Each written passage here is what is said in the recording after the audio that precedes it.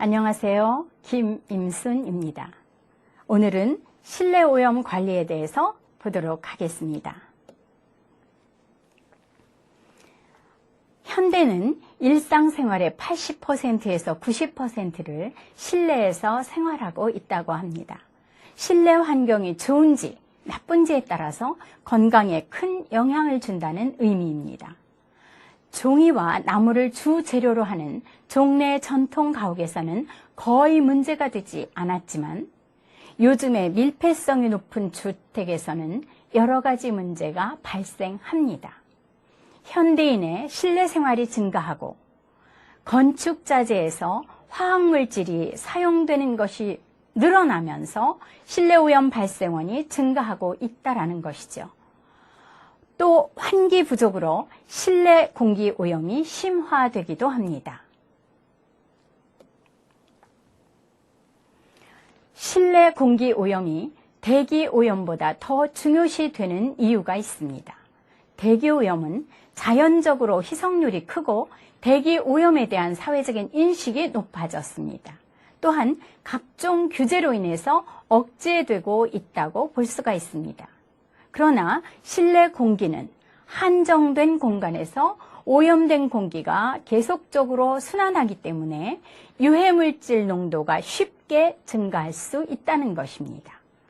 1970년 오일 쇼크 이후에 에너지 보존을 위한 새로운 건축 자재들이 많이 생겨났습니다. 또 다양한 생활용품도 늘어나게 되었습니다. 그리고 실내 활동 거주 기간이 증가하게 된 것입니다. 세계보건기구에서는 실내 공기 오염에 의한 연간 사망자를 280만 명으로 추정하고 있습니다. 실내 오염물질이 실외보다 인체 폐에 전달될 확률이 1000배 정도 높다고 합니다. 따라서 실내 오염물질이 20% 정도 저감된다고 하면 급성기관지 사망률이 4 내지 8%가 감소한다는 의미를 갖습니다. 실내 공기질의 영향 요인을 보도록 하겠습니다. 우선 실내 기상 부분에서는 기온과 기습을 볼 수가 있는데요. 실내 기상은 기온과 기습, 기동, 열 복사에 의해서 결정됩니다. 기온은 외 기온과 제식자의 호흡, 발환에 의해서 상승될 수가 있습니다. 안정시의 성인은 약 100칼로리의 열량이 발생하는데요. 일사와 냉, 난방 등의 열원이나 그 복사열, 작업 공정에 따라서 열이 기온이 높아지는 원인이 될 수가 있다는 것입니다. 기습 중에서 상대 습도는 같은 온도에서 기체 중의 수증기 농도와 수증기 포화 상태의 수증기 농도의 비로 표현을 하고 있습니다. 불쾌지수의 산출법을 보면 불쾌지수는 40.6 플러스 0.72에서 건고 온도와 습구 온도를 통해서 추출해냅니다. 대부분의 사람은 불쾌지수 85에서 93에서 거의 대부분이 불쾌감을 느낀다고 알려져 있습니다. 다음에는 기동, 바람을 표현하는 것인데요. 또 하나는 카타 냉각력도 중요한 요인입니다. 바깥 기온과의 차이와 통풍이나 환기에서 생기는 실내 공기의 흐름을 중심으로 하는데요. 인간의 체표면에서 열을 방산시켜서 온도 감각에 영향을 준다는 것입니다. 온도가 내려가는 체감도를 나타내는 데는 카타 냉각력을 사용하게 되고요. 이것은 인체의 발열량과 같도록 고안된 카타 온도계를 5도 F 내리는 데 필요한 시간을 측정해서 나타냅니다. 온도계의 단위 표면적에서 1초 동안 잃는 열량으로 나타내는 것이죠. 다음은 열 복사입니다. 인공적인 열원이나 벽면 등에서 나오는 방열체, 태양의 복사 에너지로서 피부에 온감을 전하게 됩니다. 또 하나는 감각 온도인데요. 같은 온도라고 하더라도 기습과 기동, 열 복사와의 조합에 따라서 덥게 느끼기도 하고 차갑게 느끼기도 하는데 이것을 감각 온도라고 합니다. 기습이 높으면 대표적으로 체표열의 방산을 억제하기 때문에 덥다고 느끼게 되고요. 기동이 크면 체표열의 방산을 촉진하기 때문에 시원하다고 느끼게 되는 것입니다. 그 밖에 실내 공기의 질에 영향을 주는 기타 요인을 소개하겠습니다. 환경 외기의 변화도 영향을 주고요. 건축물의 구조와 규모도 영향을 줍니다. 즉, 창이 마주보고 있을 때와 그렇지 않은 경우에 영향을 받게 되고요. 생활에 따른 설비나 기구, 사용 방법에 따라서도 실내 공기의 질은 달라질 수 있습니다. 또한 작업 내용이나 공정, 원재료 이런 것들에 의해서도 공기의 질이 달라질 수 있고 거주하는 사람의 수와 연령, 행동에 따라서도 실내 공기질에 영향을 줍니다. 즉, 많은 사람들이 오랜 시간을 함께하는 영화관 같은 경우에는 실내 공기질이 대표적으로 나빠지는 그런 사례라고 볼 수가 있습니다. 실내 공기 오염의 양상은 생활 방식에 따라서도 차이가 날 수가 있습니다. 선진국과 후진국의 오염물질 발생 원이나 종류에도 상당한 차이가 있고요. 생활 방식에 따라서 농약이나 생활용품의 사용으로 인해서 실내 공기 오염도가 존재하기도 합니다. 우선 환경성 담배 연기를 한번 살펴볼 텐데요. 직접 흡연보다 간접 흡연이 더 위해하다라고 하는 이야기를 들으셨을 겁니다. 간접 흡연은 비흡연자가 흡연자에 의해서 노출되는 것입니다. 그래서 주류 담배 연기는 흡연자가 담배 연기를 폐 속에서 여과한 후에 배출하는 것이고요. 비주류 담배 연기는 그러한 과정 없이 담배 연소 생성물이 직접 공기 중으로 배출되는 것을 의미합니다. 그런데 이 비주류 담배 연기에 더 많은 유해물질이 포함된다고 하는 것이죠. 담배의 연소 생성물은 입자상 물질과 가스상 물질 모두를 포함합니다. 4,000종 이상의 화학물질이 발생하는 것으로 알려져 있죠. 폐암, 후두암, 간암 같은 것들을 유발하기도 하고요. 순환기와 소화기에 영향을 주기도 합니다. 비흡연자와 흡연자의 35세 이후 생존 기간이 10년 이상 차이가 날 수 있다고 보고되기도 했습니다. 간접 흡연의 문제는 비흡연자가 자발적으로 더 해로운 비주류 담배 연기에 노출되기 때문이라고 이해하시면 되겠습니다. 또 실내 공기 오염 중에서 중요한 부분이 빌딩 증후군이죠. 빌딩 증후군은 1970년대 폐쇄된 빌딩 내에서 일하는 사람들의 증상에 대해서 직접적인 유발 원인을 찾지 못한 데서 유래하고 있습니다. 주로 보고된 건강 증상은 안구, 따가움, 코, 목의 자극 증상 같은 것들입니다. 미국에서 제시한 빌딩 증후군에 대한 기술적인 정의는 제실자의 20% 이상이 실내 환경에서 2주 또는 그 이상 다양한 건강 영향 증상을 보이는 것, 이렇게 정의하고 있습니다. 제실자가 건물을 벗어나면 증상이 줄어들거나 없어지는 현상이 나타나게 되고요. 근무 만족도나 작업량 등의 다른 요인도 함께 작용하는 것으로 알려져 있습니다. 빌딩 증후군의 일반적인 증상을 나열해 보겠습니다. 안구 자극, 비자극, 인후 및 하기도 증상, 두통이나 피로, 불쾌감이 나타나기도 하고요. 피부 증상으로 나타나기도 하는 것으로 나타나 있습니다. 또 다른 요인으로 새집 증후군이 있습니다. 새집이나 리모델링한 집에 입주한 후에 두통이나 아토피 피부염, 천식 같은 질환이 발생되는 경우입니다. 건축자재나 마감재, 내장 가구에서 발생되는 포름알데히드가 대표적이고요. 휘발성 유기화합물로 속하는 톨루엔, 크실렌, 에틸벤젠, 벤젠, 스티렌, 아세트알데히드가 유해물질로 분류가 되고 있습니다. 최초 6개월 동안 급속히 발생하고요. 최대 4년까지 미량 발생하는 것으로 알려져 있습니다. 이 과정에서 복합 화학물질 민감증, 우리가 MCS로 표현하는 것이 있는데요. Multiple Chemical Sensitivity로 표현하고 있죠.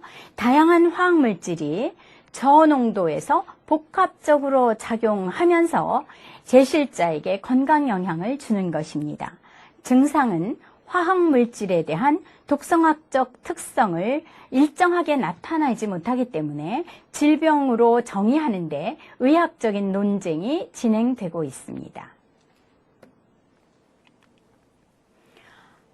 다음에는 실내 환경 관리에 대해서 소개하겠습니다. 실내 공기를 오염시키는 오염물질은 인간의 쾌적한 생활을 방해하고 생산성을 떨어뜨립니다. 아파트나 주택과 같은 주거 환경, 사무 또는 행정 업무가 발생하는 사무실, 많은 사람이 동시에 이용하는 마트나 백화점과 같은 상업시설, 대중교통을 이용하는 시민이 머무를 수밖에 없는 지하철 역사와 같은 지하 공간이 여기에 속하게 됩니다. 따라서 실내 환경의 오염물질을 파악해서 적절하게 통제하는 것이 중요합니다. 실외에서 발생하는 대기 오염의 유형을 알아내고 오염물질의 종류와 양을 추정하는 것이 필요합니다. 또 외부 오염원과의 거리라든가 건물의 침투성과 같은 물리적인 특성도 보아야 합니다. 환기와 공기 조화 시스템, 해당 지역의 지리적인 특성과 기상학적인 특성이 알려져야 하고요. 에너지 효율성 제거 방식과 같은 여러 가지 인자를 동시에 고려해서 통제하는 것이 필요합니다. 대책은 발생원을 관리하는 방법이 있습니다. 발생원 자체를 줄이는 것이죠. 또 하나는 실내외를 환기시키는 방법입니다. 또 오염물질 저감 장치를 활용하는 방법도 있습니다. 따라서 오염물질 처리 방법은 공기청정기를 이용하는 방법도 오염물질을 제거하거나 농도를 낮추는 방법으로 사용되고 있습니다. 실내 환경 관리를 하기 위해서 첫 번째 해야 할 것이 오염물질의 발생원 관리가 되겠죠. 실내 공기오염의 원인이 되는 발생 자체를 막거나 최대한 억제하는 것입니다. 실내 공간에서 공기 오염물질의 농도가 높아지는 경우는 크게 세 가지로 나누어 볼 수가 있습니다. 실내 공간 내부에 오염물질의 발생원이 존재하는 경우이기 때문에 이때는 지속적으로 오염물질의 농도가 높아질 수밖에 없겠죠. 둘째는 외부에서 실내로 공기가 유입되면서 오염물질도 함께 유입돼서 실내 공기를 악화시키는 경우입니다. 세 번째는 공기 조화 시스템이나 환기 시스템이 오염되면서 오히려 실내 공기질을 악화시키는 경우라고 볼 수가 있습니다. 이 표에서는 실내 공기질 관리를 위한 체크리스트를 보여주고 있는데요. 터미널이나 주차장이 주변에 위치해 있는지, 실내 주차장이 있는지, 실내 주차장에 독립적인 환기 설비가 갖추어져 있는지, 주변에 큰 대로가 위치해 있는지에 따라서 일산화탄소나 이산화탄소의 오염 농도가 높아질 수 있다라고 하는 것입니다. 특히 사람들이 밀집되는 곳이라면 당연히 이산화탄소가 높아지겠죠. 우리는 모두 산소를 흡입하고 이산화탄소를 배출하기 때문입니다. 주변에 미용실이나 세탁소가 있든가 농약이나 세척제와 같은 화학물질 저장소가 있거나 화석연료, 석유나 석탄을 난방연료로 사용하는 경우에는 휘발성 유기화합물이 우려가 되는 상태입니다. 최근에 건물을 개수하거나 보수한 적이 있다면 휘발성 유기화합물과 포름알데히드가 가장 문제가 되겠죠. 새 가구를 구입하거나 배치한 경우가 있던가 건물에 포름알데히드, 포말로 도포된 곳이 있다면 역시 포름알데히드 농도가 높아질 것입니다. 지하 공간일 경우에 벽에 균열이 있거나 지하수 누수가 있을 경우는 라돈이 문제가 되고 있는데요. 라돈이 1급 발암물질이라는 것은 다 알고 계실 겁니다. 건물에 공조나 환기 설비가 있는지, 또 필터는 양호한지, 유동인구가 많은지에 따라서 먼지와 재비산 먼지의 농도가 높아질 수 있고요. 건물이 노후됐을 경우나 벽과 기둥의 상태가 양호하지 않은 경우는 먼지와 중금속이 우려된다고 볼 수가 있습니다. 단열재나 절연재가 사용된 경우는 성면이 가장 우려가 되고요. 누수되는 부분이 있거나 고여있는 물이 있을 때, 건물이나 설비의 표면에 곰팡이의 번식이 관찰될 때, 또 거주자 중에서 알레르기, 천식이나 비염 증상을 호소하는 경우는 박테리아나 곰팡이, 꽃가루에 오염되는 경우라고 볼 수가 있겠습니다.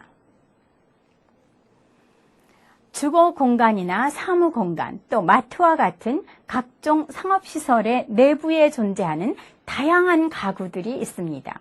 이런 것들도 오염물질이 발생된다는 것인데요. 이것을 관리하기 위해서 6가지 방안을 제시하고 있습니다. 오염물질을 많이 발생시키는 건축 자재는 사용을 하지 않도록 규제를 강화해야 하고요. 가능하면 친환경 건축 자재를 사용할 수 있도록 유도하는 것입니다. 또한 제도적, 행정적으로 적절한 지원 체제를 만들어야 하고요.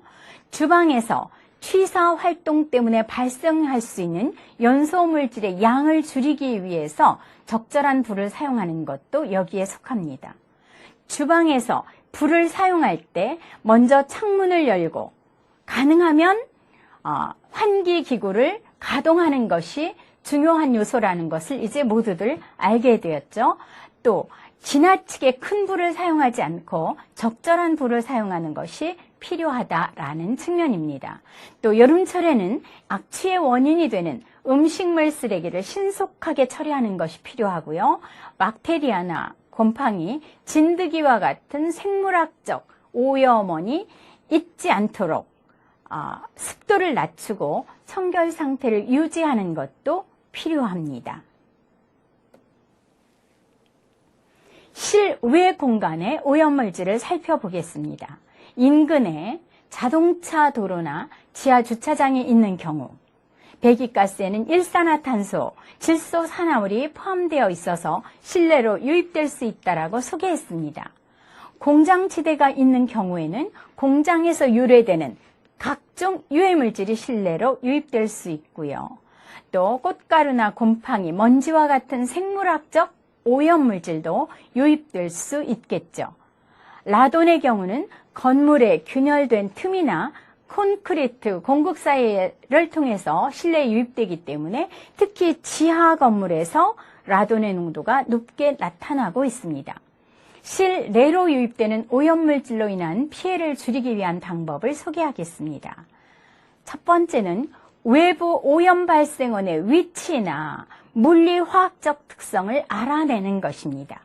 그리고 시간적으로 혹은 계절적으로 발생하는 특성을 분석하는 것입니다. 그리고 유입 경로와 같은 지속적인 모니터링을 통해서 오염물질을 줄여 나가야 한다는 것이죠. 현실적으로 오염원을 제거하는 것은 실외 공간인 경우 불가능한 경우가 많습니다. 따라서 시간적인 특성, 계절적인 발생 특성을 파악하고 있는 것이 중요하고요. 또 공기청정기 같은 것들을 적정히 활용하는 것도 좋은 대안이라고 볼 수가 있습니다. 공기조화 시스템과 환경설비 오염에 대한 부분을 소개하겠습니다. 덕트의 경우는 내부를 청소하기가 어렵기 때문에 먼지가 쌓이거나 곰팡이와 같은 진균류가 서식하기 쉽습니다. 덕트는 오염된 공기를 실내로 유입하는 중요한 원인 제공자의 역할을 하는 것으로 알려져 있는데요. 특히 공기 유입구로 레지오넬라균 같은 생물학적 오염물질이 유입되기도 합니다. 정상적인 공기 조화 시스템이 갖춰 있음에도 정상적인 가동을 하지 않는 경우에 이런 오염이 증가하는 것으로 나타나고 있는데요. 이런 실내 공기질 악화를 예방하기 위해서 3가지 제안을 하고 있습니다. 첫째, 공기 조화 시스템 구성 장치나 기기의 주기적인 청소와 점검을 해야 합니다. 두 번째, 공조 시스템은 습도가 높은 상태로 유지되는 경우에 누수나 결로 현상이 나타날 수 있기 때문에 정기적으로 점검을 해야 합니다. 세 번째는 정상 가동되고 있는지 지속적으로 감독해야 합니다.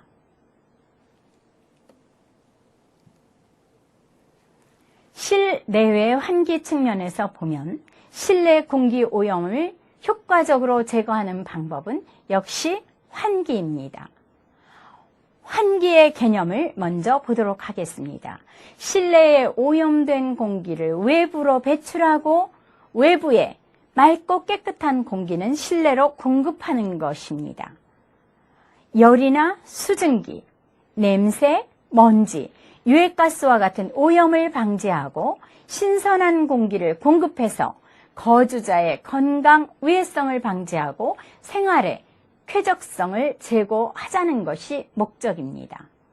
환기의 종류를 살펴보면 자연 환기와 기계 환기로 나누어 볼 수가 있습니다.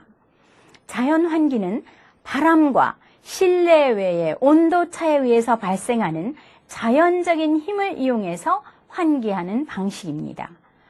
밖의 공기와 실내 공기차가 많은 겨울에 환기하는 것은 효율적이라는 것을 알 수가 있죠.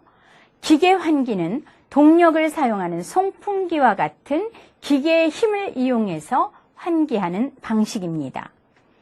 자연 환기의 단점은 외부의 기온이나 풍향, 풍속에 따른 외부 기온의 조건에 영향을 받기가 쉽고 환기량을 필요한 만큼 주도적으로 얻기가 어렵다는 한계가 있습니다. 그러나 경제적으로 큰 비용이 들지 않는다는 장점을 가지고 있죠. 기계 환기는 송풍기와 같은 장치를 이용해서 안정적인 풍량을 확보할 수 있습니다. 그러나 운영 인력 및 시설 유지 관리비가 상대적으로 많이 발생된다는 단점을 가지고 있습니다. 전체 환기와 국소 환기에 대해서 소개하겠습니다. 전체 환기는 실내 전체의 공기를 바꿔주는 방법이고요. 국소 환기는 공장이나 주택 주방에서 일부 공간만 환기하는 방식입니다. 주로 후드를 사용하게 되고요. 후드를 오염원 가까이에 설치해서 적은 배기량으로 오염물질 농도를 낮출 수 있습니다. 전체 환기를 택할 것인지 국소 환기를 택할 것인지는 공기 주입 방식에 따라서 해당 시설의 위치에 따라서 규모나 경제성 등을 고려해서 선택하게 됩니다. 환기할 때의 주요 고려사항을 3가지로 정리했습니다. 첫 번째는 거주자나 제실자의 건강 영향을 고려해야 한다는 것이고요. 예상되는 주요 오염물질이 무엇인지를 확인하는 것이 필요합니다. 먼지나 담배 연기, 악취, 휘발성 유기화합물, 이산화탄소와 같은 오염물질을 확인한 후에는 온도와 습도를 고려해서 적절한 방식을 결정하게 됩니다. 오염물질 저감 장치를 이용하는 방안에 대해서 설명하겠습니다. 공기청정기와 같은 공기 정화 설비를 이용해서 각종 오염물질을 제거하기도 하고 농도를 낮출 수도 있습니다. 먼지를 제거하거나 포집하는 방식이 있고요. 유해가스를 제거하는 방식이 있습니다. 작동 원리에 따라서는 기계식, 전기식, 복합식으로 구분하고요. 건식과 습식으로 구분하고 있습니다. 공기청정기를 선택할 경우에는 몇 가지 요소를 확인해야 하는데요. 정격 풍량, 집진 효율을 확인해야 합니다. 정화 또는 처리 용량이 어느 정도인지, 오존 발생량은 얼마인지, 소음이나 탈취 효율은 어느 정도인지를 확인하고 선택을 해야 되겠죠. 일부 공기청정기는 처리 성능은 높지만 기준보다 많은 오존을 발생시키는 경우도 있습니다. 다량의 오존은 인체에 악영향을 줄 수 있기 때문에 안전성을 기준으로 선택하는 것이 필요합니다. 실내 공기오염 관련 법규를 소개하겠습니다. 우리나라 정부의 실내 공기질 관리는 1986년 보건복지부의 공중위생법에서 시작이 되었습니다. 먼지나 일산화탄소, 이산화탄소, 기류, 온도, 습도, 조명과 같은 위생관리 기준을 설정하고 있죠. 현재는 공중위생관리법으로 바뀌었습니다. 이 외에도 고용노동부의 산업안전보건법, 교육부의 학교보건법, 국토교통부의 주차장법, 환경부의 다중이용시설 등의 실내 공기질 관리법 등이 있고요. 각 정부 부처에서는 실내 공기질과 관련된 법률을 제정해서 시행하고 있습니다. 환경부에서는 관리 항목수를 10개로 해서 다중이용시설, 공동주택 이런 것들을 관리하고 있는데요. 여기에서 기준 물질을 보면 미세먼지, 이산화탄소가 포함이 되고요. 포름알데히드, 총부유세균, 일산화탄소, 이산화질소, 그리고 라돈이 포함됩니다. 총 휘발성 유기화물과 성면, 오존이 기준 물질에 해당되겠습니다. 공중위생관리법에서 사용되는 경우는 관리 항목수가 4개인데요. 미세먼지, 일산화탄소, 이산화탄소, 포름알데히드가 여기에 해당됩니다. 고용노동부에서 만든 산업안전보건법에서는 사업장에 대해서 9개 관리 항목을 두고 있습니다. 교육부에서는 학교보건법으로 12개의 관리 항목을 두고 있는데요. 미세먼지, 이산화탄소, 포름알데히드, 총부유 세균이 포함이 되고요. 일산화탄소, 이산화질소, 그리고 라돈이 포함됩니다. 학교이기 때문에 특별히 총휘발성 유기화물뿐만이 아니라 성면, 오존, 진드기 같은 것도 포함이 되고 낙하세균도 관리 항목에 포함이 되어 있습니다. 주차장법에 의한 국토교통부의 주차장법에서는 관리는 일산화탄소를 가장 중요하게 다루고 있습니다. 2011년 12월 8일부터 시행되는 환경부의 다중이용시설 등에 관련된 실내 공기질 관리법을 소개하겠습니다. 다중이용시설과 신축되는 공동주택의 실내 공기질을 알맞게 유지하고 관리함으로써 그 시설을 이용하는 국민의 건강을 보호하고 환경상 위해를 예방하겠다는 목적을 갖고 있습니다. 법의 적용을 받는 대상을 보면 지하역사가 포함이 되는데요. 출입통로와 대합실, 승강장과 환승통로와 거기에 딸린 시설이 포함됩니다. 지하상가도 적용을 받게 되는데요. 여객자동차 운수사업법에 따른 여객자동차 터미널의 대합실도 이 법에 적용받습니다. 항공법에 의한 공항시설과 항만법에 따른 항만시설의 대합실도 이 관리에 들어가고 있고요.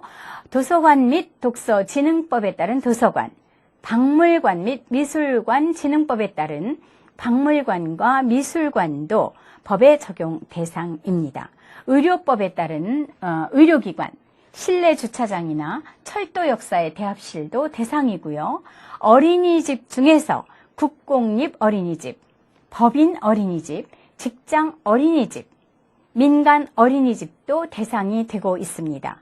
공동주택으로서 대통령령이 정하는 규모 이상으로 신축된 아파트와 연립주택 기숙사도 이 법의 적용을 받습니다. 이 법은 실내 공기질 유지 기준과 권고 기준으로 나누어서 환경 기준을 제시하고 있습니다. 유지 기준 항목은 미세먼지, 이산화탄소, 포름알데히드, 총부유세균, 일산화탄소의 5개 항목인데요. 기준 농도를 유지하지 못했을 때 과태료가 부과되는 강제 사항입니다. 권고 기준 항목인 이산화질소, 라돈, 총휘발성 유기화합물, 성면, 오존의 5개 항목은 구속력이 없는 권고사항에 해당된다고 이해하시면 되겠습니다. 오늘은 여기서 마치겠습니다. 수고했습니다.